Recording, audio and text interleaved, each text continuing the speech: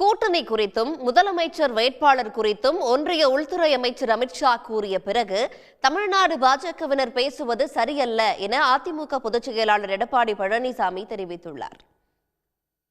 தமிழ்நாடு முழுவதும் வரும் 7ஆம் தேதி முதல் அதிமுக பொதுச் செயலாளர் எடப்பாடி பழனிசாமி சுற்றுப்பயணம் மேற்கொள்ள உள்ளார். சென்னை ராயப்பேட்டையில் உள்ள அதிமுக தலைமை அலுவலகத்தில் சுற்றுப்பயணத்துக்கான லோகோ மற்றும் பாடலை எடப்பாடி பழனிசாமி வெளியிட்டார். பின்னர் செய்தியாளர்களிடம் பேசிய அவர், சுற்றுப்பயணம் மூலம் அதிமுகவுக்கு மக்கள் ஆதரவு அதிகரிக்கும் என்றும் சுற்றுப்பயணம் மாற்றத்தை ஏற்படுத்தும் என்றும் நம்பிக்கை தெரிவித்தார். மேலும் அதிமுக பாஜக கூட்டணி அறிவிப்பின் போதே கூட்டணிக்கு அதிமுக தான் தலைமை என்றும் நான் தான் முதலமைச்சர் வேட்பாளர் என்றும் அமித்ஷா தெளிவுபடுத்திவிட்டதாக கூறினார். அமித்ஷா கூறிய பிறகும் தமிழ்நாடு பாஜகவினர் பேசுவது சரியல்ல என்றும் எடப்பாடி பழனிசாமி தெரிவித்தார்.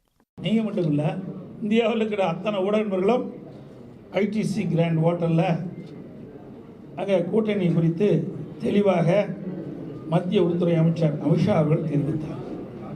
அனைத்து இந்திய அண்ணா திராவிட முன்னேற்றக் கழகம் பாரதிய ஜனதா கூட்டணி அமைக்கப்பட்டுகிறது. இந்த கூட்டணிக்கு அனைத்து இந்திய அண்ணா திராவிட முன்னேற்றக் கழகம் தலைமை ஏற்கும். அனைத்து இந்திய அண்ணா திராவிட முன்னேற்றக் கழகம் ஆட்சி அமைக்கும். முதலமைச்சர் வேட்பாளர் இபிஎஸ் அவர்கள் தெரிவித்தார். எல்லா ஊடகத்திலையும் பத்திரிகையிலும் வெளிப்படுத்தினீங்க. அதையே ஒவ்வொரு முறையும் கேள்வி கேட்டு உங்களுக்கு விறுவிறுப்பான செய்தி வேண்டும் என்பதற்காக திருப்பி அதற்கு ஏதாவது ஒரு வடிவத்தை கொடுத்து வெளியிடுவது சரியா? ஏற்க மாட்டேங்கிறாங்க. ஒரு சின்ன தயக்கம் இருக்கிற மாதிரி இருக்குது. பாஜக தலைவர் சொல்றது அதிமுக முதலமைச்சர் வேட்பாளர் வர்றாங்க. அதாவது தெளிவுபடுத்தாத நிலையில இதுல டெல்லி எடுக்கிற முடிவு தான். உங்களுக்கு அத்தனை பேருக்கு தெரியும். பத்திரிகை ஊடகத்துக்கு என்னை விட அதிகமாக தெரிஞ்சவர்கள் நீங்கள்.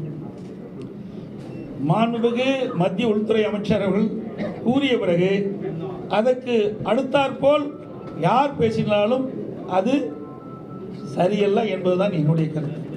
அதே நேரத்தில் அதிமுக ஆட்சியில் பாஜக இடம்பெறும் என்ற அதிமுக மற்றும் பாஜகவினரின் பேச்சுக்கள் குறித்து எந்த கருத்தையும் தெரிவிக்காமல் எடப்பாடி பழனிசாமி தவிர்த்துவிட்டார்.